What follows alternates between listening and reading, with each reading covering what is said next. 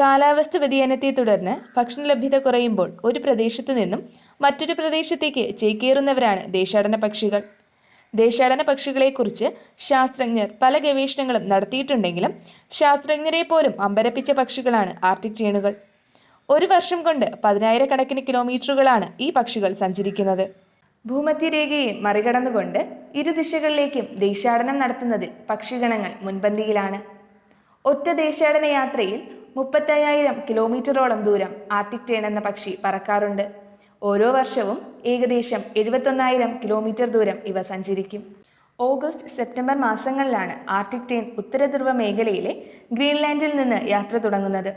ദക്ഷിണധ്രുവത്തിലെ Weddell കടലാണ് അവയുടെ ലക്ഷ്യം. 4-5 മാസം ഇവിടെ ചിലവഴിച്ച് മടക്കയാത്ര തുടങ്ങുന്ന പക്ഷി മെയ് ജൂൺ മാസങ്ങളിൽ സ്വദേശത്ത് തിരിച്ചെത്തും. ഉത്തരധ്രുവത്തിൽ നിന്ന് ദക്ഷിണധ്രുവത്തിലേക്ക് ഒറ്റയടിക്കല്ല പക്ഷി പറക്കുന്നതെന്ന് ഗവേഷകർ കണ്ടെത്തി. ഉത്തര അറ്റ്ലാന്റിക്കിന് നടുവിൽ അസോറസിനടുത്താണ് അവയുടെ ഇടത്താവളം.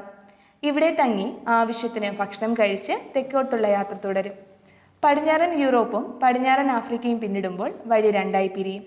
കുറച്ച് പക്ഷികൾ ആഫ്രിക്കൻ തീരത്തുകൂടെ മുന്നോട്ടു പോകും, ബാക്കിയുള്ളവ ബ്രസീലിന്റെ തീരത്തുകൂടെയും. തണുപ്പുകാലം ദക്ഷിണധ്രുവത്തിൽ ചിലവഴിച്ച് മടക്കയാത്ര. ആർട്ടിക് ടേൺ എന്ന കൊച്ചുപക്ഷിയുടെ ലോകസഞ്ചാരത്തിന്റെ പാത ശാസ്ത്രജ്ഞർ രേഖപ്പെടുത്തിയിട്ടുണ്ട്.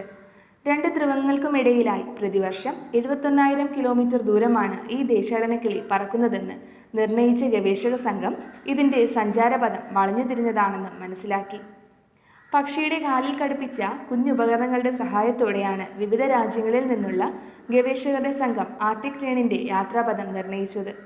അമേരിക്കയിലെ PNAS ജേർണലാണ് ഈ സുദീർഘ ഗവേഷണത്തിന്റെ വിവരം പുറത്തുവിട്ടത്. നേർരേഖയിൽ പറക്കുന്നതിന് പകരം തീരത്തോട് ചേർന്ന് വളഞ്ഞാണ് ഇവയുടെ മടക്കയാത്രയെന്ന് ശാസ്ത്രജ്ഞർക്ക് പുതിയ അറിവാണ്. കാറ്റിന്റെ ഗതി പരിഗണിക്കുമ്പോൾ ഈ പാതയിലുള്ള യാത്രയാവും ആയാസരഹിതമെന്നാണ് ഗവേഷകർ കരുതുന്നത്. Greenland, Denmark, America, Britain, Iceland എന്നീ രാജ്യങ്ങളിൽ നിന്നുള്ള ശാസ്ത്രജ്ഞരാണ് ഗവേഷണത്തിൽ പങ്കാളികളായത്. 1.5 ഗ്രാമിൽ താഴെ ഭാരമുള്ള ഉപകരണമാണ് ഇവർ പക്ഷിയുടെ കാലിൽ പിടിപ്പിച്ചത്. എത്തുന്ന സ്ഥലത്തെ പ്രകാശ തീവ്രതയുടെ അടിസ്ഥാനത്തിൽ ഈ ഉപകരണം കൈമാറുന്ന വിവരം ശേഖരിച്ചാണ് ദേശാടന പാത നിർണയിച്ചത്.